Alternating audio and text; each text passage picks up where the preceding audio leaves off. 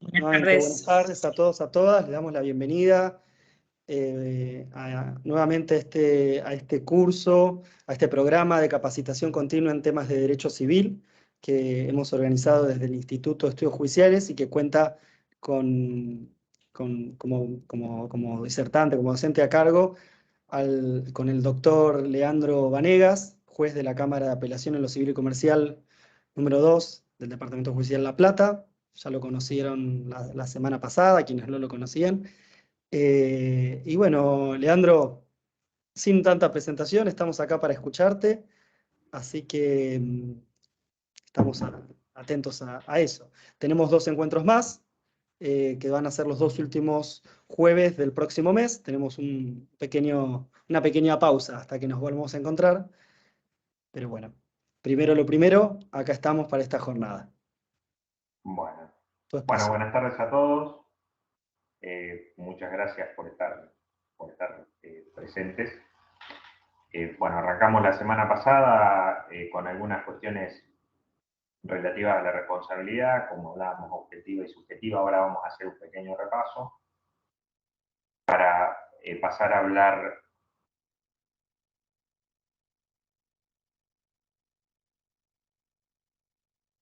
La realidad es que como una primera medida y ustedes tienen que tener en cuenta que al principio vamos a hablar como si pareciera que fuera el colegio secundario con cosas que parecen básicas, pero después vamos a ver que en la práctica, mediante fallos judiciales y mediante la casuística que se da siempre, cómo cada cosa menor adquiere una complejidad que a veces nos excede de la letra de la ley y de lo que parece absolutamente simple. ¿Sí? La idea es que abordemos diferentes extremos y que lo podamos estudiar. Otra cosa, ya van a ver a partir de que lo empecemos a desarrollar, que no es casualidad que me haya dedicado a la justicia y a la magistratura, porque el PowerPoint no es eh, de lo más didáctico y de lo más bueno, pero hicimos lo posible.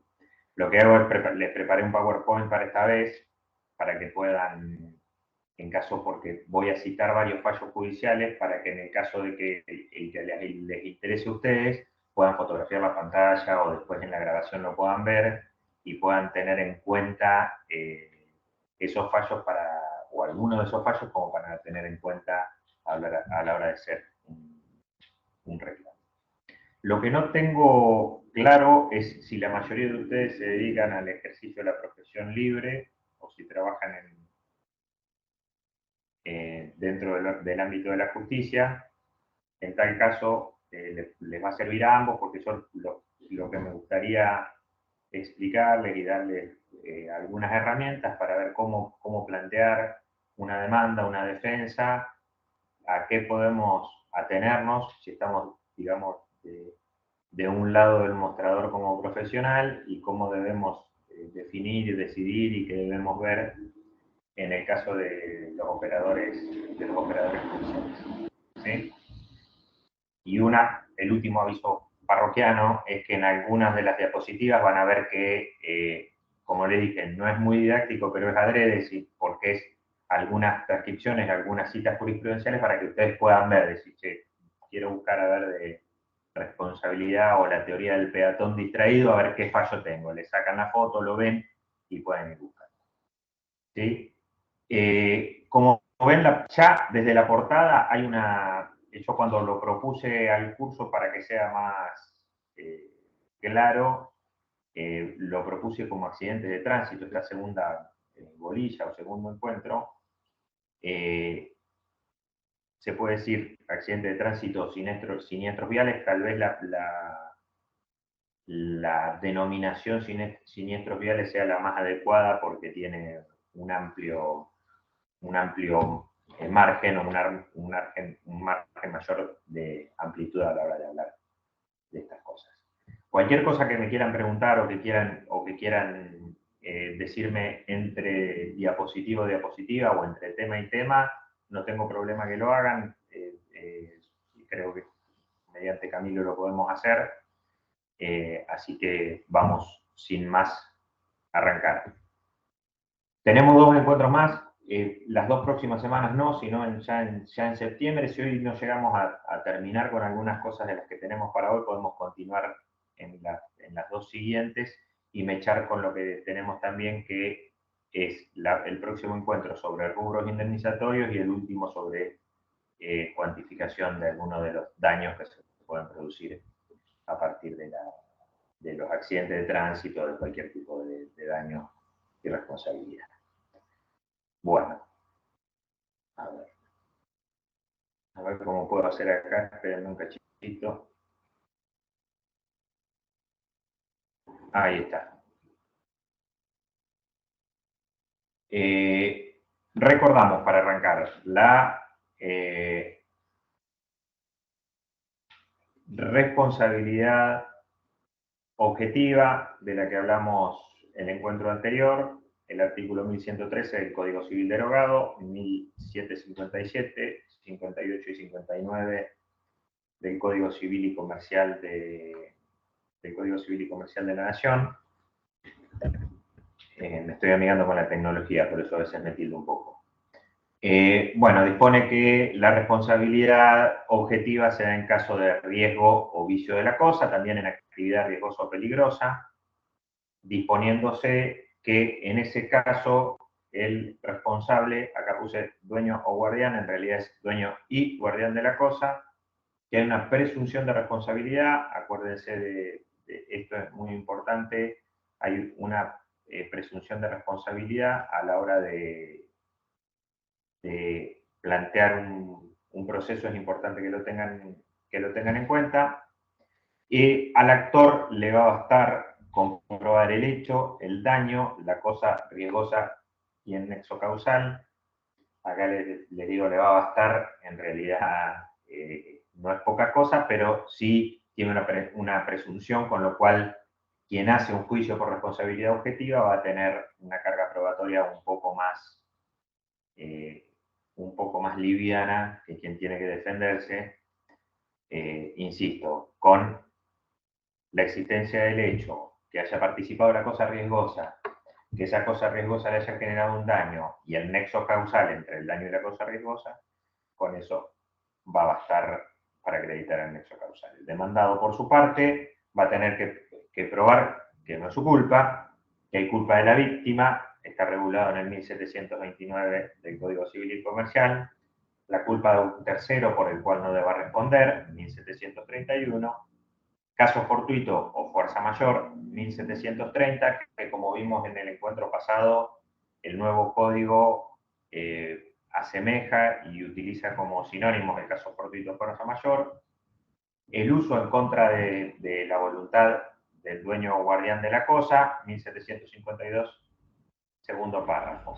Acuérdense que la acreditación de esos eximentes debe ser fehaciente y súper clara y determinada. No dar la idea de, sino que tiene que tener una prueba, como les dije, clara y fehaciente al resto. ¿Sí? Bueno, a partir de la responsabilidad objetiva hay distintas posibilidades de aplicación de la responsabilidad objetiva. Una de ellas, ya las vimos todas el encuentro pasado, con lo cual me remito a eso. Los que no pudieron estar, está la clase grabada en el canal de YouTube del instituto. Por eso hoy nos vamos a ocupar de los accidentes de tránsito.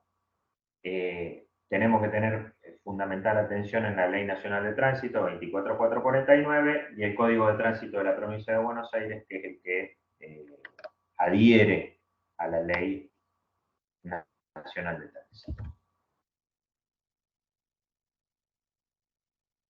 Y empezamos con lo que les decía.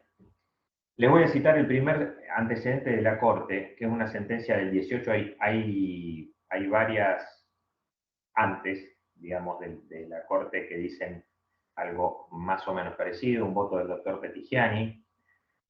También lo pueden encontrar en un fallo de la Cámara Segunda, Sala Segunda de La Plata, que integro en una sentencia mucho más nueva del año, de este año, de hace unos meses, que dispone que para establecer la causa del daño es necesario hacer un juicio de probabilidad determinado que aquel se halla en conexión causal adecuada con el acto ilícito. O sea, el efecto dañoso es el que debía resultar normalmente de la acción u omisión antijurídica según el orden natural y ordinario de las cosas. Frente a una pluralidad de condiciones necesarias, es menester saltar por sobre el plano de la causalidad natural o simple para aislar e individualizar de entre todas las condiciones aquella que, en el plano estrictamente jurídico, posee la idoneidad y relevancia suficiente para erigirse en la causa adecuada del daño. Vale decir que el vínculo de causalidad exige una relación efectiva y adecuada, normal, entre una acción u omisión del daño. Acción o omisión y el daño. Este debe haber sido causado u ocasionado por aquella. ¿Por qué les hago esta cita como primera medida? Porque sea lo que fuere que venga después, el juez va a utilizar este método para determinar la responsabilidad. Entre todas las condiciones que se van a poner, entre todos los hechos, entre todas las culpabilidades, entre todos los ataques y defensas, por decirlo de algún modo, de actor y demandado en el proceso, el juez tiene que hacer un juicio de probabilidad para ver cuál de todas esas causas que se alegan es la idónea para causar el daño y en virtud de ello quién va a terminar siendo el responsable. Esto muchas veces pasa, lo vamos a ver más adelante, cuando hay más de una causa o cuando puede haber más de una causa del accidente, una concausalidad o lo que fuere. ¿Sí? Ahí es buscar cuál es la causa idónea para producir el daño. Entonces, insisto, porque esto se pone como algo liminar o como un principio general, porque todas las disposiciones que vamos a ver más adelante van a estar subsumidas a esta condición. ¿Sí? Después vamos a ver, creo que está más adelante en alguna otra diapositiva, en tal caso lo reforzaremos el concepto, que además muchas veces puede que un accidente suceda por más de una cuestión, ¿sí? Por más de un incumplimiento, por más de un actor negligente. Bueno, eso también va a tener que ser desarrollado. En esto también se incluye lo que el ya famoso criterio y la doctrina de la sana crítica, que está regulada en el artículo 384 del Código Procesal Civil y Comercial, que es la herramienta que tenemos los jueces para decidir estas cuestiones bajo este tipo de parámetros que les acabo de mencionar. Así que por eso estaba al principio esa primera aproximación. Y como les decía, el 384 de la sana crítica y el otro artículo muy importante es el 375 de la carga de la prueba, del Código Procesal Civil y Comercial también.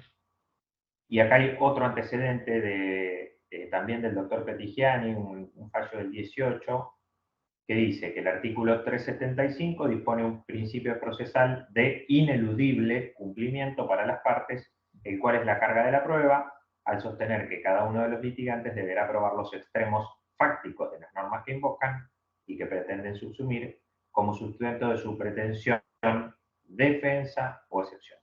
Por tal motivo, tienen que aportar a la causa los elementos de convicción que justifiquen la legitimidad de su reclamo. Esto no es más que una aplicación práctica del 375 que manda que cada parte en el proceso tenga una actividad probatoria proactiva, impulsatoria, digamos, que impulse para que su posición sea debidamente acreditada. ¿Qué significa esto? Que ninguna de las partes, por más que el actor goce con una presunción de responsabilidad del dueño, del guardián de la cosa riesgosa, no le basta con quedarse amparado en esa presunción y delegar la totalidad de la actividad probatoria en el demandado para que acredite su ausencia de culpa, sino que el actor también tiene que tener su despliegue para asegurarse que al final del juicio tenga acreditado la culpa, la responsabilidad objetiva, y en tal caso, si se entra a discutir la culpabilidad o la responsabilidad que ocupó cada una de las partes, que lo puedan hacer, efectivamente. Es decir, la carga de la prueba es fundamental en este tipo de casos, y acá tenemos el principio de las cargas probatorias dinámicas y todas estas cuestiones, pero yo les recomendaría que a quienes van a presentar demanda y contestación, que planteen todos los medios que consideren.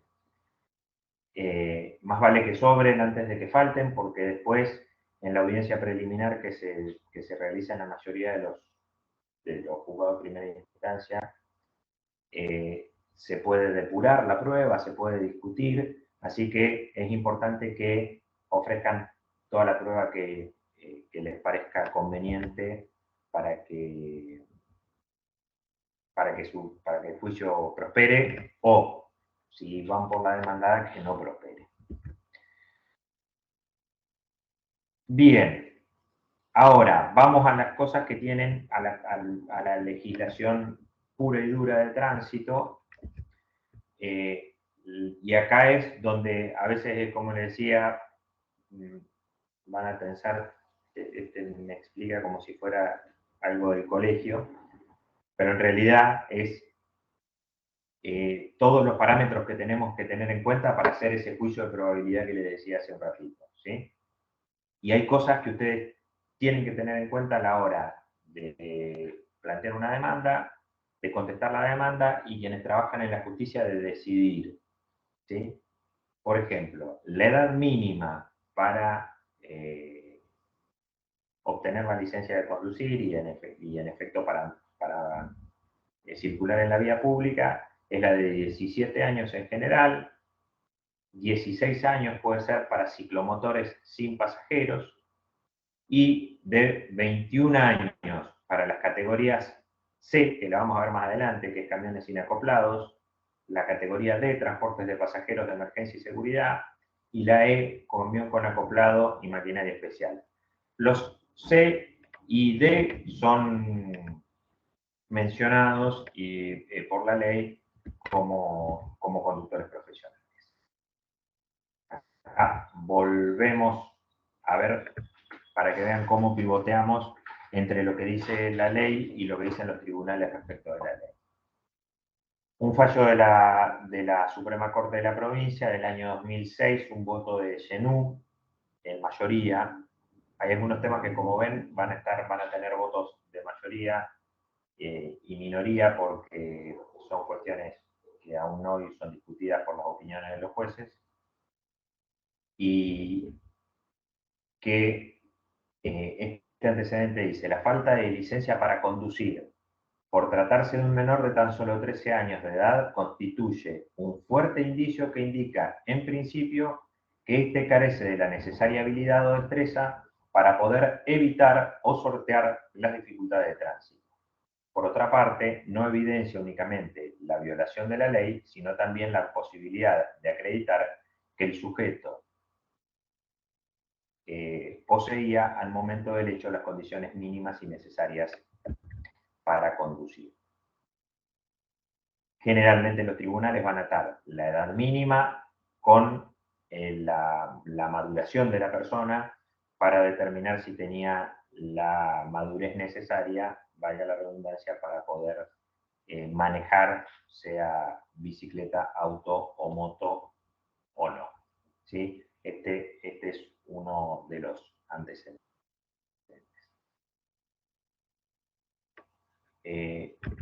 Tenemos otro antecedente de la Cámara Civil Segunda, Sala 3 de La Plata, más viejito, del año 2006, Villordo,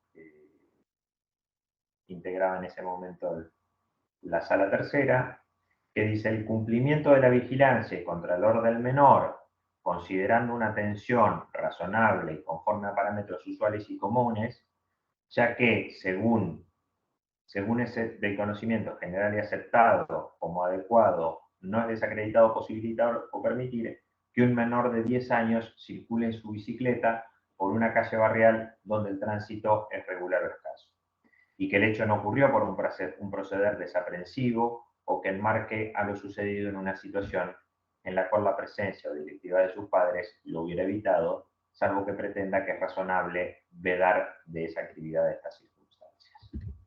Como ven, una cita de la Suprema Corte de un menor que en ese caso circulaba en una moto sin licencia de conducir y que es parte de un accidente y la Corte por mayoría entiende que por su falta de madurez para manejar un vehículo de esas características y en una calle que era transitada a la edad de 13 años, el chico era responsable. Y tenemos otra que también pasa muchísimo, y más en los barrios y más en las ciudades más chicas, de los chicos menores de edad que andan en bicicleta, y la discusión sobre eso, si sobre eso es un incumplimiento de las normas de tránsito, y no solo de las normas de tránsito, sino también de algo que en algún momento vamos a desarrollar con mayor profundidad, que es la culpa, lo que llama la culpa invigilando de los padres, ¿sí? Cómo los padres dejaron que su hijo salga a andar en bicicleta teniendo 12 años, 13 años, 11 años. Bueno, hay una responsabilidad gradual. Lo que dice el fallo de la Cámara Segunda es, si es en un barrio, en una calle que tiene escaso tránsito, si es usual y normal que en el lugar anden los chicos en bicicleta, por supuesto, respetando las mínimas normas y con cuidado, bueno, eso puede tomarse como un cumplimiento de la culpa invigilando y no un incumplimiento. ¿Sí? Otro antecedente. Este es de la Cámara de San Nicolás, del año 2009. Ustedes pueden ver, para buscar fallos de jurisprudencia y eso, si van al sitio de Cuba, que es el de la Corte, o a cualquiera de ellos, van a ver que van a encontrar las siglas para ver cuál es el departamento judicial después del número, y el SD, entre paréntesis, o MA, entre paréntesis, si es sin disidencia o si es por mayoría. En este caso ustedes van a ver CC0100CN, es el departamento, SN, perdón, SN es el departamento judicial. Bueno, en este antecedente del 2009 del juez Porte, dice que un menor de 7 años no puede en modo alguno, y aún sin mayores explicaciones como aquí sucede, circular a su arbitrio, así sea por la banquina, montado en una bicicleta que ni siquiera es un rodado acorde a su edad. Su sola presencia en la ruta es indicativa de una falta de vigilancia grave, solo imputable a sus progenitores, y que, por lo mismo, se erigió en factor suficientemente contributivo a la creación del riesgo que, en definitiva, se concretó en el resultado dañoso habido en una persona. Y después termina de hacer las referencias a esa cita. Van a ver que la ley nos dispone algo, después la casuística va a virar para un lado o para el otro según el caso concreto y según el juez que dicte el fallo, ¿sí? Acá no es casual que les traiga resultados disímiles para que ustedes vean a la hora de plantear y que también lo puedan justificar, ¿no? Y cómo la Corte establece un parámetro y después dos departamentos judiciales diferentes, en dos momentos históricos diferentes, hablan de la circulación en bicicleta de un menor. ¿Sí? Esto significa que no, por ejemplo, no todo menor que circule en bicicleta por la calle va a ser culpable, o va a ser sindicado como culpable del daño. Tampoco al contrario. Sí puede haber una culpa de un lado o una culpa del otro, o culpas concurrentes. Lo mismo el que circule sin licencia de conducir y que sea menor. También tiene que ver con qué rodado. Si anda en un auto a los 11 años, obviamente que no va a tener mayor discusión. Bueno. El primero entonces de los capítulos de lo que hablamos tiene que ver con la edad mínima y cómo la edad mínima puede influir con importancia y de modo determinante en algún juicio por responsabilidad civil objetiva o en un juicio por accidente de tránsito. Entonces, no se olviden, la edad mínima y los tipos de licencia, como vamos a ver ahora, no es un detalle menor y no es un detalle secundario, sino que puede hacer a que ustedes puedan triunfar en el planteo de un proceso o que por el contrario sea desechada la responsabilidad en virtud del cumplimiento o incumplimiento de alguno de estos efectos.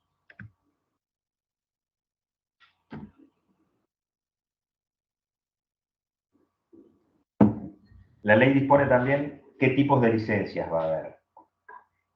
Y esto también es importante. Ustedes, si ven la licencia de conducir que ustedes tienen en su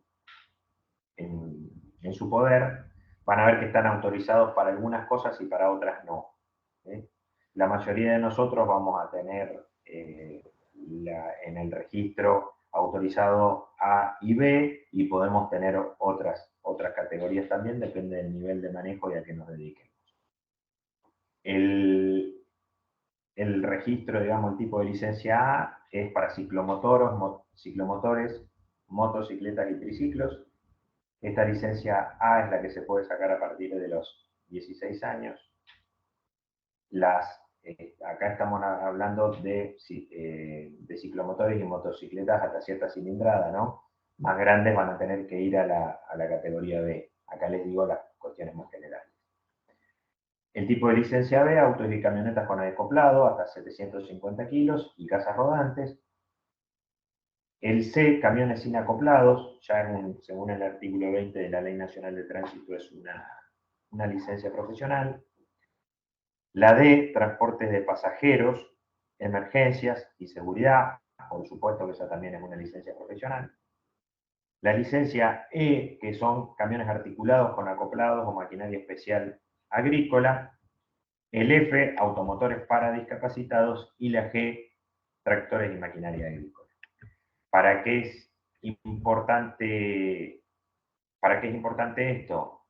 Es porque si ustedes bucean sobre el tipo de licencia que tenía una u otra parte, puede, no debe, pero sí puede generar atenuación en la responsabilidad o exhibición de responsabilidad dependiendo del caso.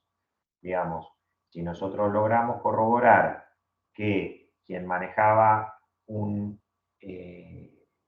camión con acoplado, por ejemplo, tenía solo licencia para manejar auto, bueno, podemos pedir una exhibición o pedir que directamente sea responsable por el incumplimiento de esa ley. Por eso se los leo y se los cuento, y me parece que no es un dato menor. Para esto, lo que tienen que hacer, siempre se los repito 1000 veces y no me canso de repetírselo, es producir pruebas. En el ámbito civil y comercial, de derecho privado, tenemos que siempre producir la prueba para que nuestra pretensión o defensa pueda ser aceptada en la justicia. Acá yo les recomendaría que en estos casos, si existe alguna duda, a veces hay causas penales en donde está el registro de conducir ya de las personas, sino oficiar al organismo correspondiente de emisión de licencia para que justamente informen qué tipo de licencia tenía tal persona en tal fecha. Y si ustedes dudan que puede tener licencia vencida, no tener licencia, bueno, fecha de emisión y cuando expiró, en tal caso, si existe renovación, etc. ¿Sí? Tipos de licencia. Otra de las cosas muy importantes, artículo 23 de la Ley Nacional de Tránsito, hay muchos juicios de esto, ¿sí? Que son los obstáculos, ¿sí? Los obstáculos. La responsabilidad de la señalización de los obstáculos corresponde a los organismos estatales cuando afecten la fluidez o la seguridad. Ahora, si la obstrucción es, por ejemplo, por un auto que se nos rompe a un particular, eso, la señalización corre por cuenta del particular al cual, por ejemplo, se le rompió el auto, se le desprendió algo del auto, ¿sí? O de algún rodado, o alguna cuestión por el estilo.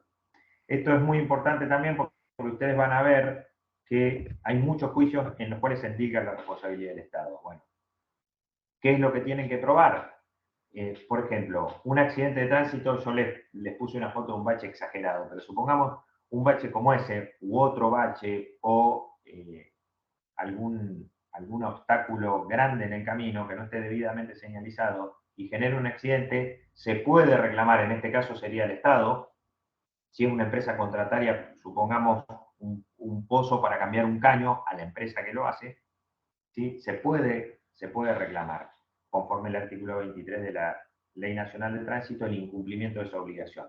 Ahora, si yo me llevo puesto con el auto un lugar que está debidamente señalizado, con la debida antelación, bueno, ahí obviamente la culpa del Estado, de la empresa prestataria de un servicio, lo que fuere, va a tener acreditada, digamos, su defensa. Esto es, insisto, la ausencia de señalización siempre va a generar una presunción en contra del organismo o empresa que debiera haberlo hecho. Esto se traduce en que cualquier obstáculo va a generar directamente la responsabilidad del organismo. No, pensemos en muchos de los pozos que hay en las rutas nacionales o en las rutas provinciales, que si uno plantea una demanda en muchísimas oportunidades no ha prosperado, dependiendo de la entidad y la visibilidad del obstáculo. ¿Sí? Pero supongamos una una rotura de algo de la calzada. Ha pasado también un montón de veces que los cortes para actividades festivas o para manifestaciones, que si no son debidamente señalizadas y eso genera un accidente, va a generar la responsabilidad del Estado. Les resalto esto porque hay mucha cantidad de procesos y a veces también hay que tratar de tener el timing para ver cuándo puede proceder un reclamo, supongamos al Estado o supongamos una empresa prestataria de servicios o una constructora, cuándo tener el timing de cuándo el obstáculo es lo suficientemente importante y cuándo tiene la suficiente deficiencia, digamos, en su señalización.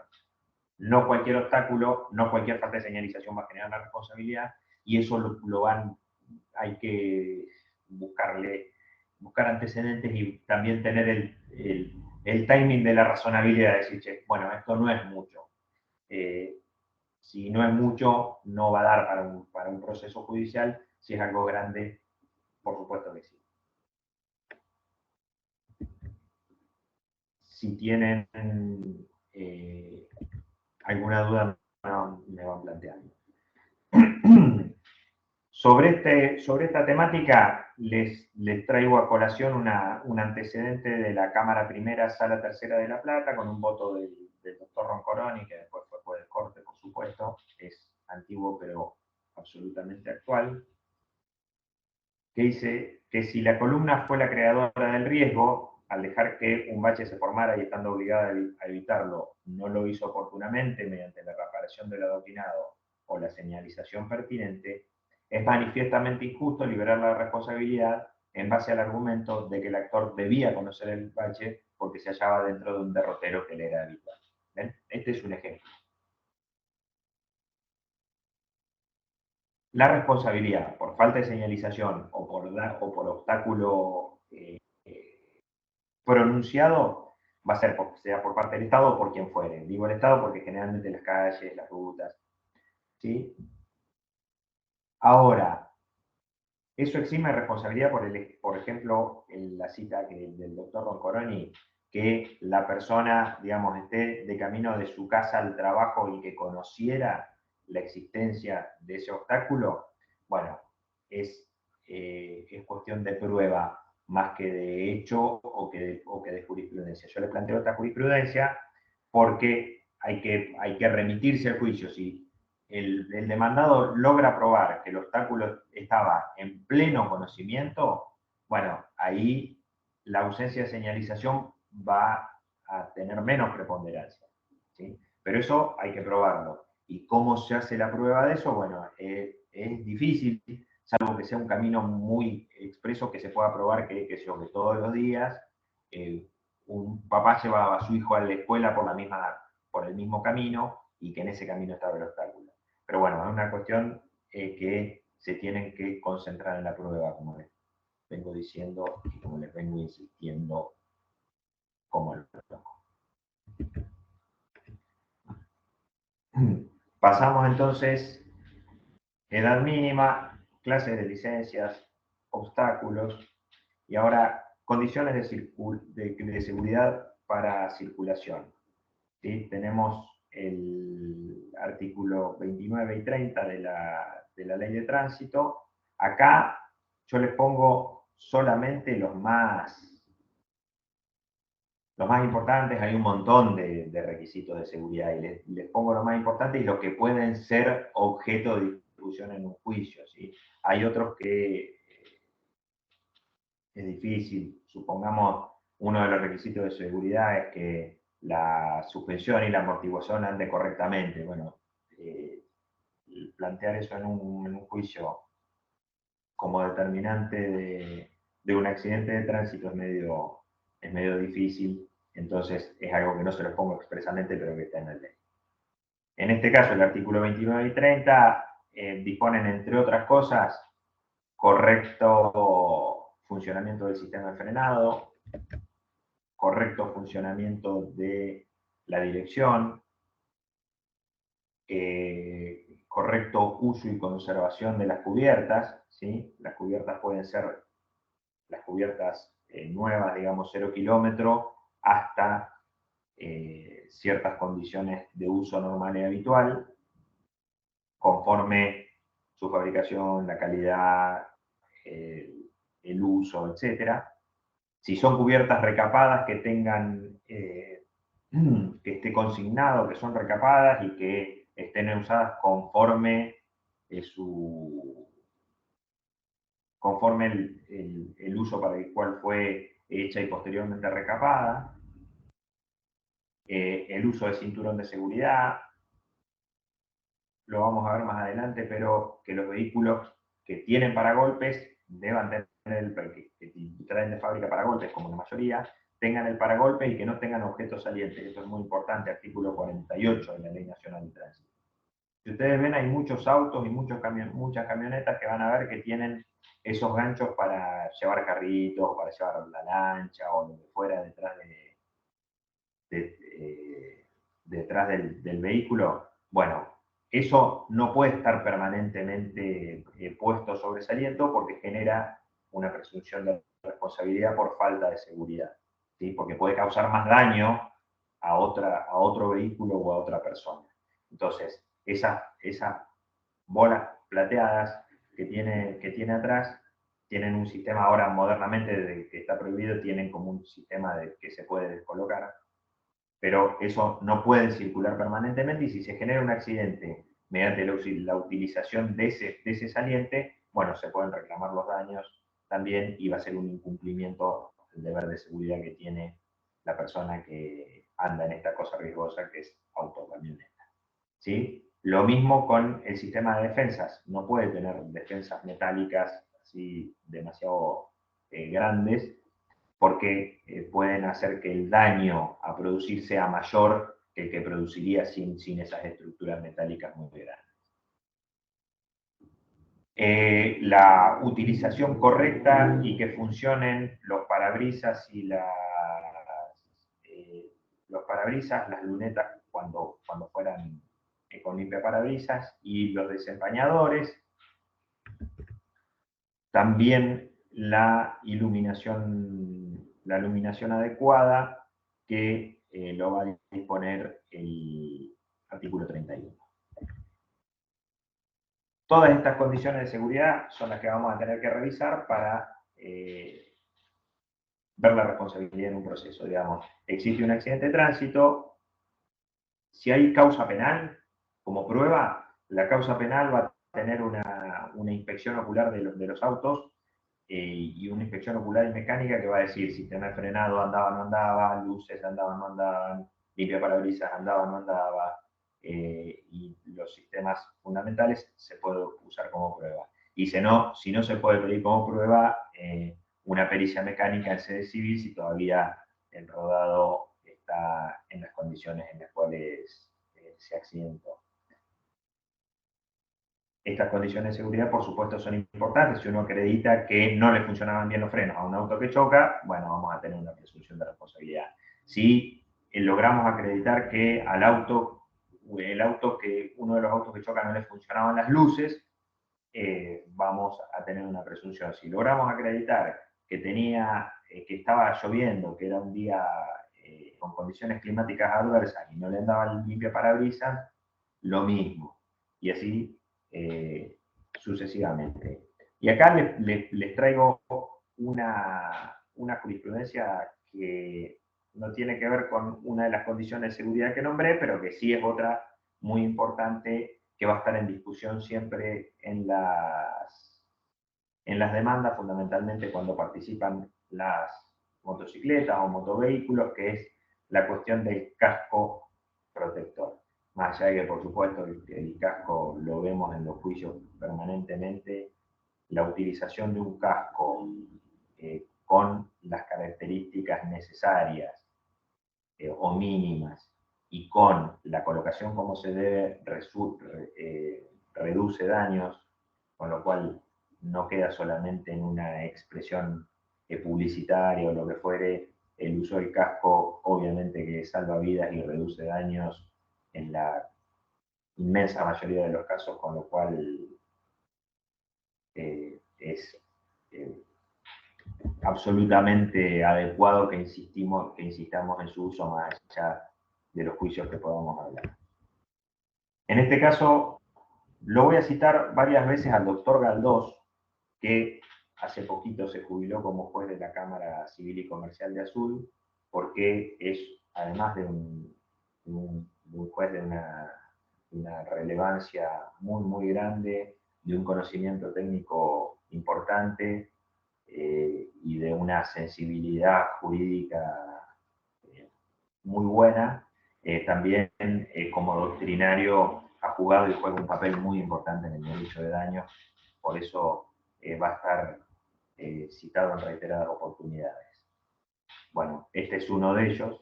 La Cámara de Azul en el año 2018, con voto del doctor Galdós, en la causa Consantino con Mobilio, dice, si bien la ausencia del casco protector no guarda en sí misma relación causal con el origen del siniestro y se vincula con los daños sufridos por la víctima, quien falleció como consecuencia de las heridas por politraumatismo de cráneo, lo cierto es que constituye otra grave infracción de tránsito cuya valoración en conjunto pone de relieve la inidoneidad psicofísica de la víctima para conducir la moto y el incumplimiento reiterado de las normas tendientes a garantizar la seguridad en el tránsito.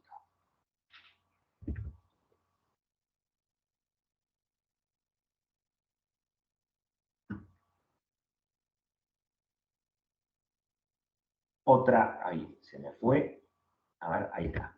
Otra, dice, les voy a leer dos o tres para después contarle cómo es la conclusión general a la que llegan los tribunales respecto al uso del casco. La carencia de uso del casco por el conductor de una moto no es un factor concausal del accidente, ni permite atribuirle culpa al conductor, salvo que dicha omisión haya contribuido a producir el evento, correspondiendo solo apreciarla como causa del agravamiento del daño, extremo que ha de merituarse para reducir el monto de las indemnizaciones correspondientes. La infracción reglamentaria debe tener proyección en cuanto a la producción o agravamiento de las lesiones personales, ello en cuanto muestre conexidad con el daño, el que se pudo evitar o aminorar careciendo de efectos causatorios del hecho, ya que solo incide en la magnitud de las lesiones. Este es otro de los antecedentes del año 2014.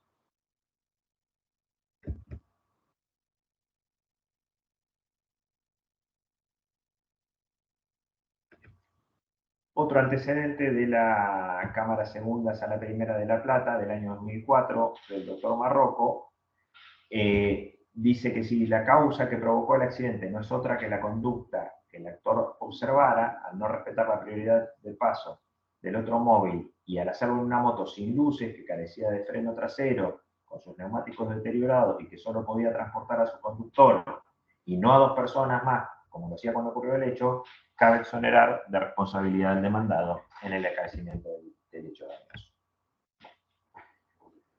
Vamos primero por el casco.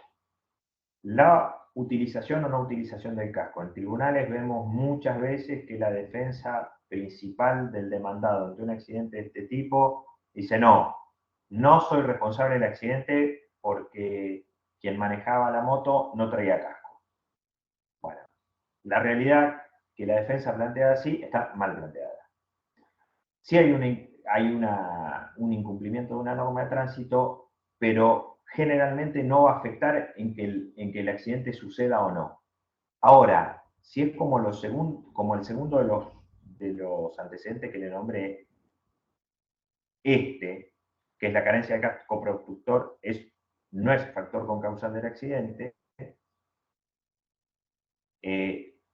pero sí es un extremo que ha de merituarse para reducir el monto de las indemnizaciones correspondientes.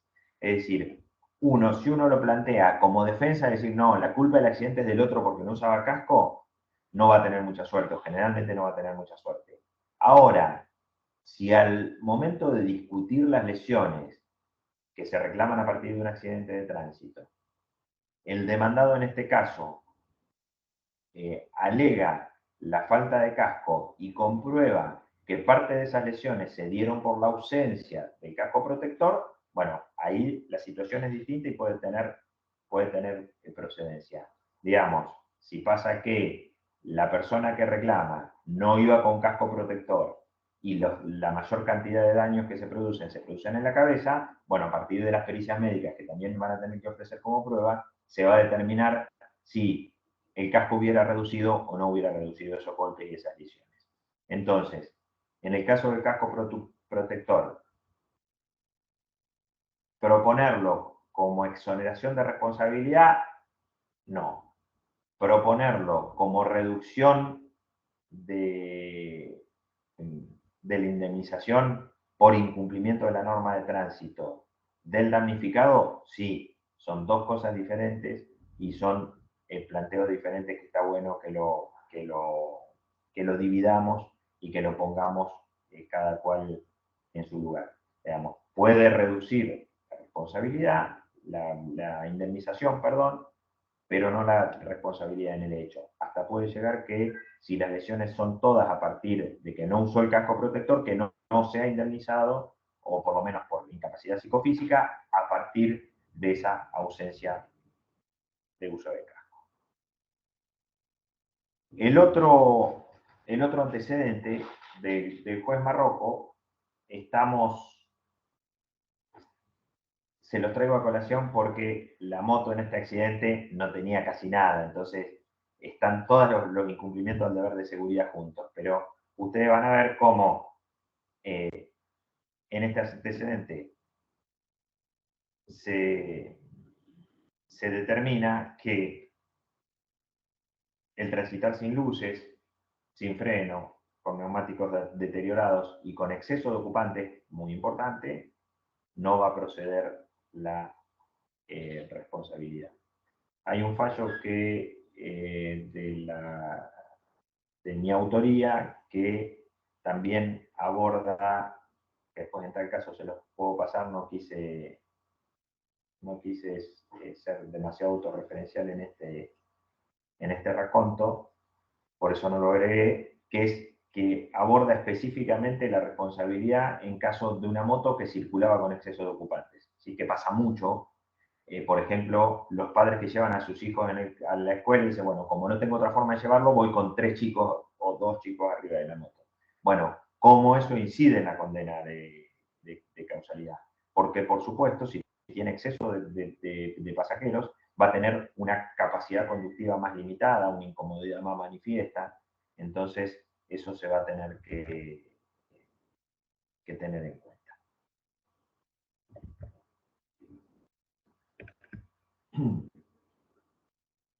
Otro antecedente que, a ver, se plantó, vamos a esperar a ver si anda la diapositiva, si no se los cuento.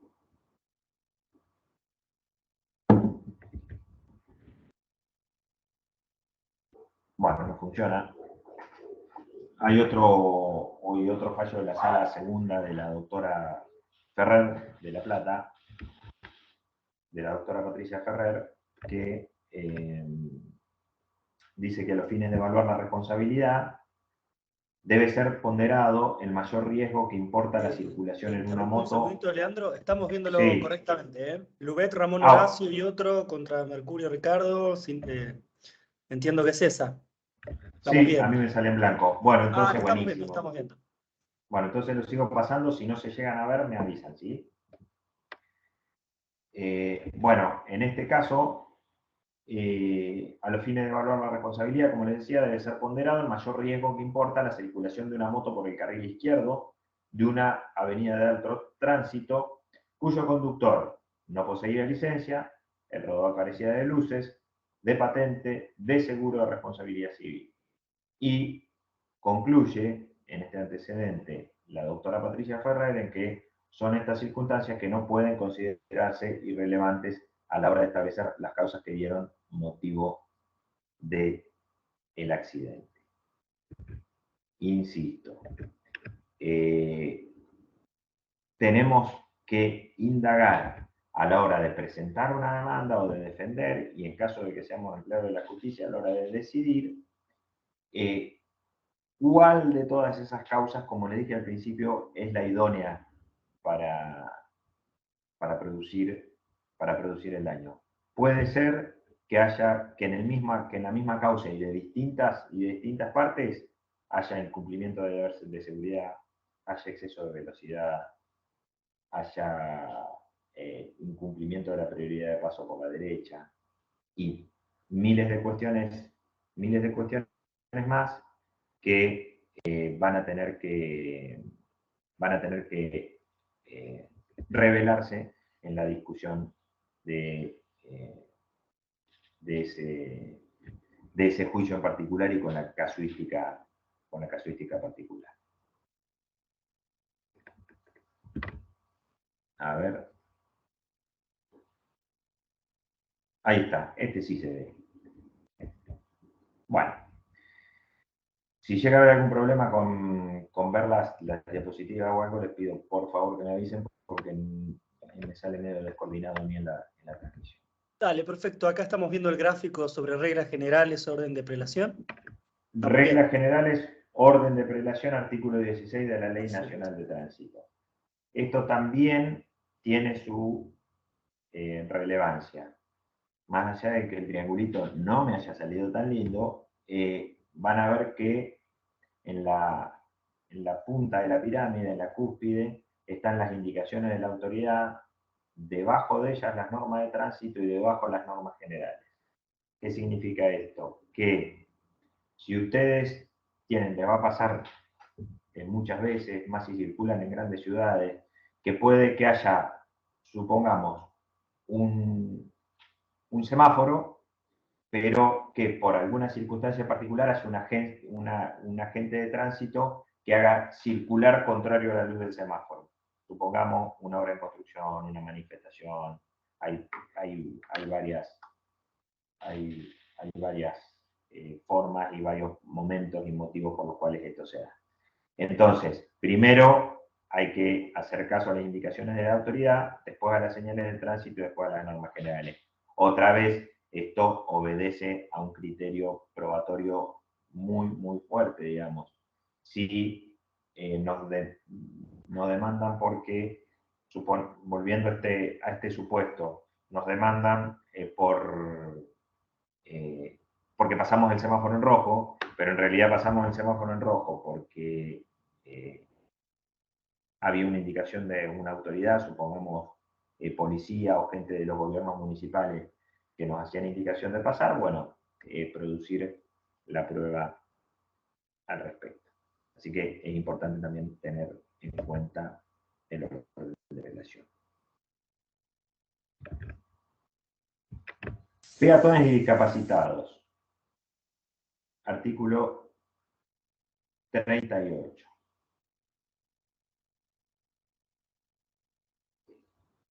Debe cruzar por sendas peatonales. No debe cruzar fuera de las esquinas. Todas cosas que creo que casi todos nosotros hacemos asiduamente.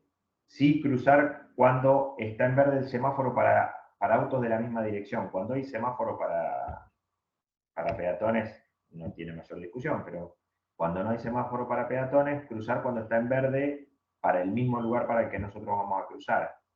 Y está prohibido caminar sobre la calzada, salvo para el ascenso o descenso del auto. ¿Sí? Estas cuestiones traen algunos inconvenientes. Hay que cruzar por las sendas peatonales. Bueno, van a haber innumerable cantidad de calles que no tienen las sendas peatonales marcadas. Bueno, ahí tendríamos que estar a la idea de un trazado ideal de una senda peatonal, digamos. Si estuviera pintada la senda peatonal estaría sobre la esquina y no antes de la esquina, entonces cruzar por esa senda peatonal ideal, digamos, entre comillas. No cruzar por mitad de cuadra o antes de las esquinas, eso también está vedado por la ley, también va a ser casuística, ¿sí? No cualquier persona que cruce por el medio de la cuadra y tenga un siniestro no va a ser considerada culpable, sino que tiene que ver con el caso, ya lo vamos a ver, hoy se nos mencionaba, la teoría del peatón distraído, y esas cuestiones van a tener una relevancia para determinar la causalidad o el nexo causal. Pero en principio, los peatones no pueden cruzar por fuera de las esquinas. Lo mismo con el resto de las cuestiones. Y caminar sobre la calzada, salvo para el acceso o descenso del auto, esto lo que significa es decir, caminar por la calle en la medida que vas a subir o que vas a bajar. ¿Sí? Si no caminar sobre la calle. Esto también en el ámbito probatorio va a tener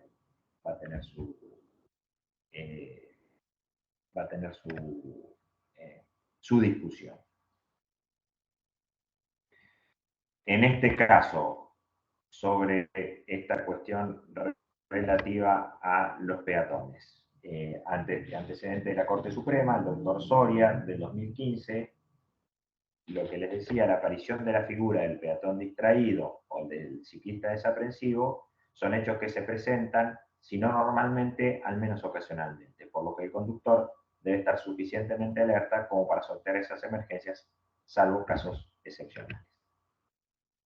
Volvemos. ¿Qué significa esto? Que cruzo por la mitad de la calle, está mal, está mal. Ahora, ¿eso significa que quien me atropella va a estar exonerado de responsabilidad? No, bajo ningún punto, porque uno cuando decide subirse a un auto, a una moto, a un rodado, adquiere su licencia de conducir y decide circular sobre una cosa que por sí misma es riesgosa, tiene la obligación y acepta tácitamente la obligación de ir con el suficiente cuidado, con la suficiente atención, no solo para cumplir las normas mínimas de tránsito, sino también para cubrir las excepcionalidades que uno puede pensar que pueden pasar, digamos. No es que el automovilista o el conductor tiene que estar atento y evitar cualquier tipo de siniestro, sino que en caso de las cuestiones que pudo prever, hacerlo, ¿sí? Por ejemplo, el caso de esta doctrina, el peatón distraído, que ustedes si googlean o buscan en los distintos sitios jurídicos, peatón distraído o ciclista desaprensivo, van a encontrar un montón de antecedentes que le dicen, bueno, cruzó por la mitad de la calle, pero si el automovilista no venía con la suficiente atención como para evitar que se produzca el accidente, la culpa idónea, volviendo a lo primero que les decía al comienzo de esta clase, la culpa idónea va a ser, y el nexo causal adecuado va a ser la falta de previsión y la falta de atención en el tránsito que tiene el conductor del vehículo por sobre el incumplimiento que tiene la persona que cruza más.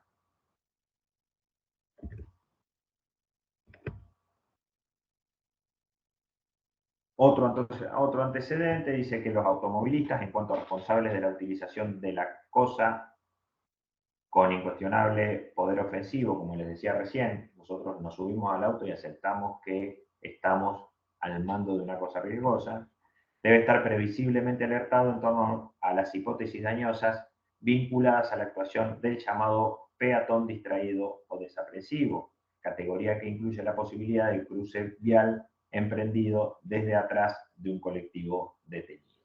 La previsibilidad de esta frecuente contingencia debe habilitar en ellos una actitud de cuidadosa advertencia, desatendida en el juicio en particular, lo que justifica una proporción de causalidad que a veces puede ser una concausalidad, ¿sí? En este fallo en particular se determinó una concausalidad y no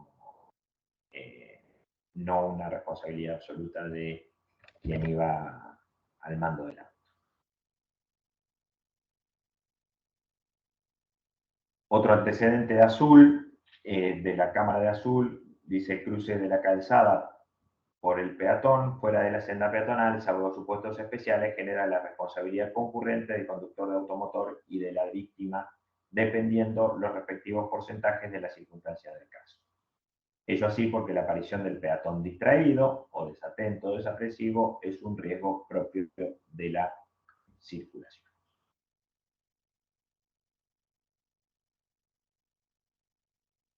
Bueno.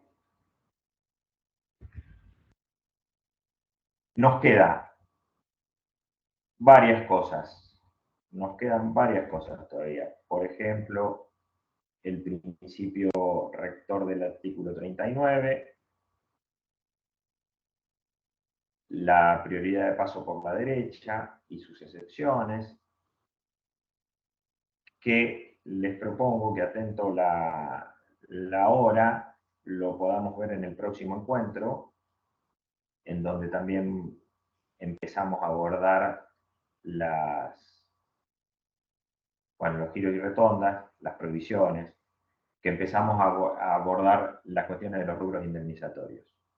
Si a ustedes les parece y les parece más adecuado y más organizado, en el próximo encuentro vemos todo esto, velocidades precautorias, porque si no, tendríamos que apurar demasiado, me parece, el desarrollo, y además de resultar tedioso para todos, también va a ser que no podamos prestar la atención adecuada.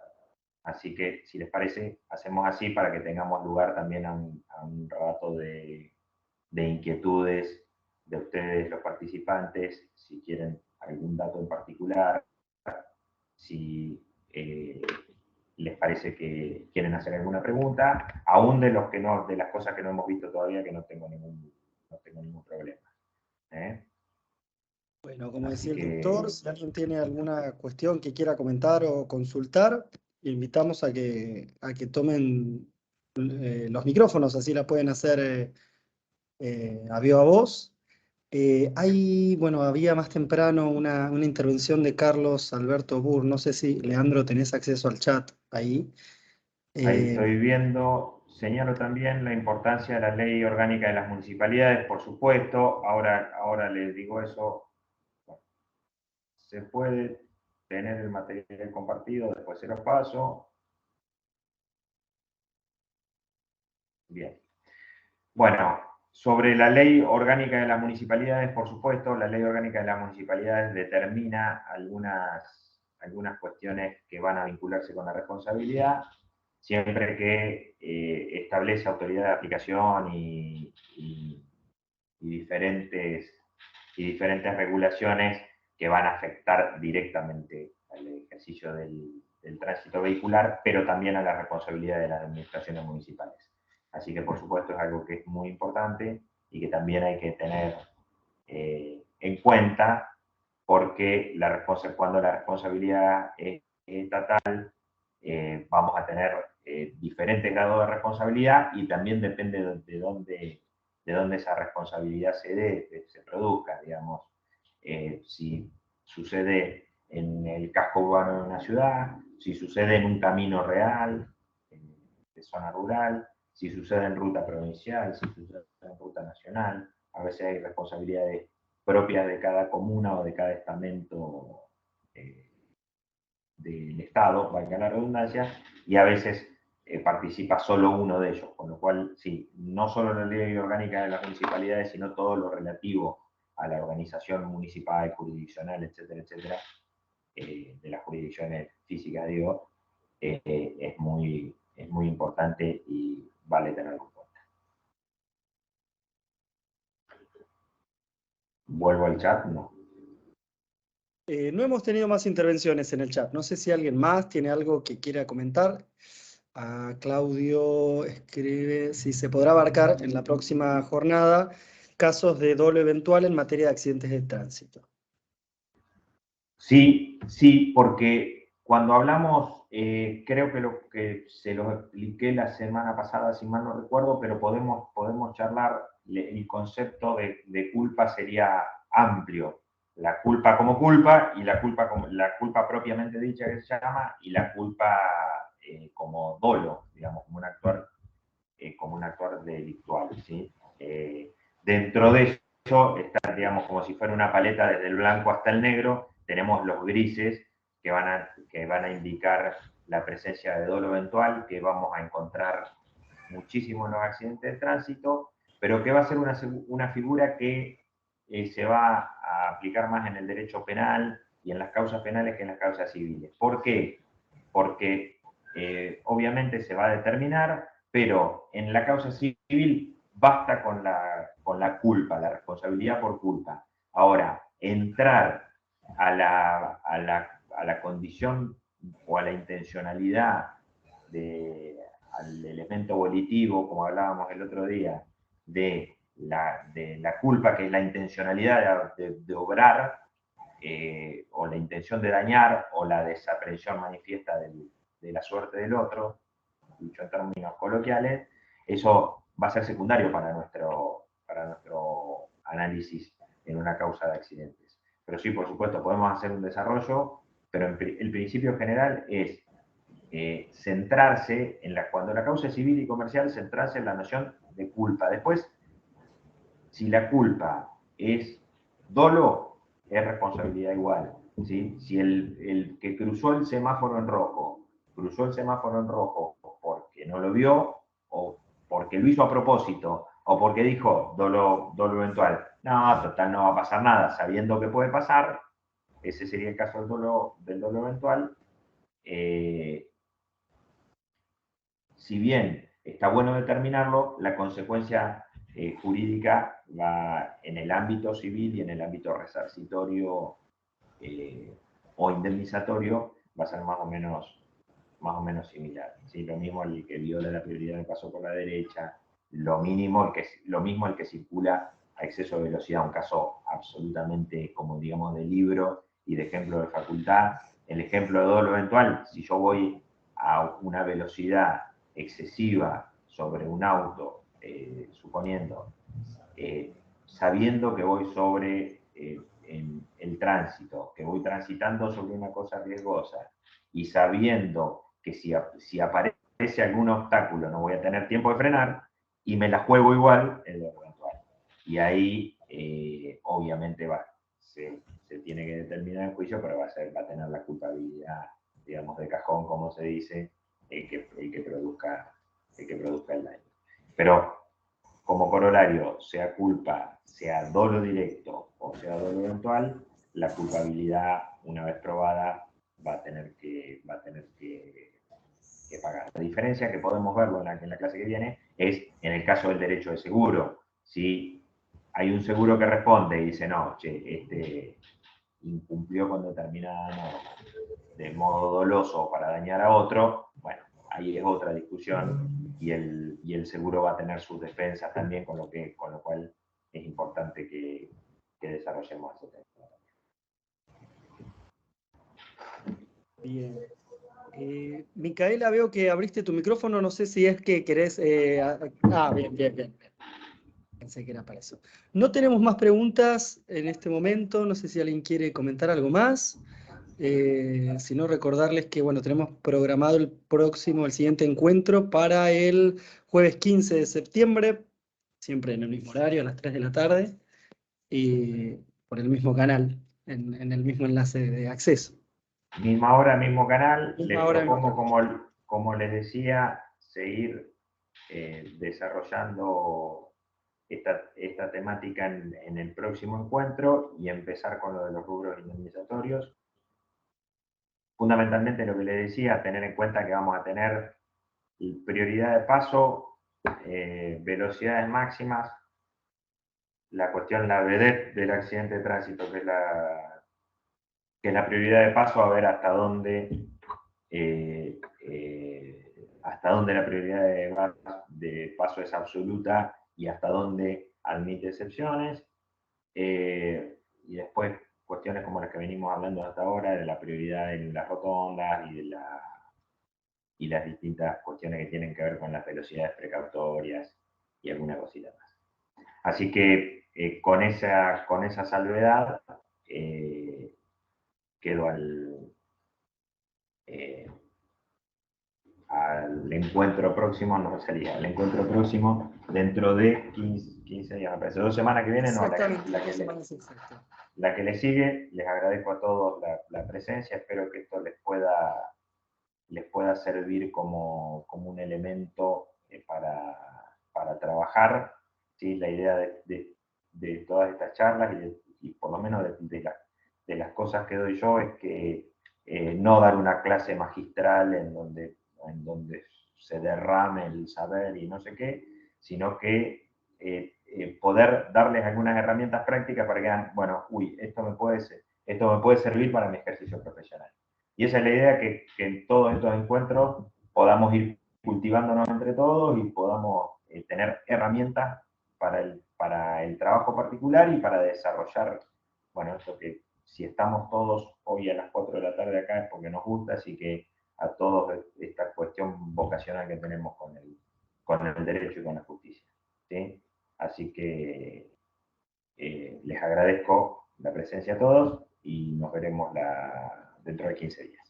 Dentro de 15 días, el 15 de septiembre a las 15 horas. El 15 de septiembre. Ahí está.